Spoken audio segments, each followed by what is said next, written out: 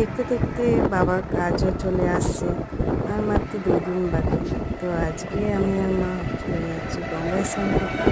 ছিল রবিবার, তখন বাজে হচ্ছে 1:30টার সময় আমি মা চলে যাচ্ছি টোটো করে গঙ্গায় স্নান করতে।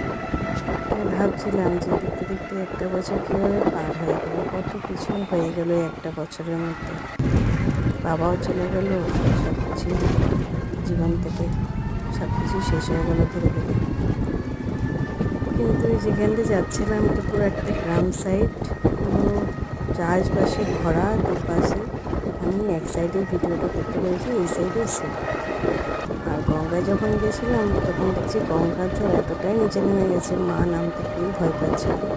আমি ধরে ধরে নামা করিয়েছিলাম। স্নান ধান করে টরে কোথায় চলে আসলাম গঙ্গা তো বাড়িতে। এটাকেই বোঝায়। আজকের এইটুকুনি একটা ভিডিও শর্ট।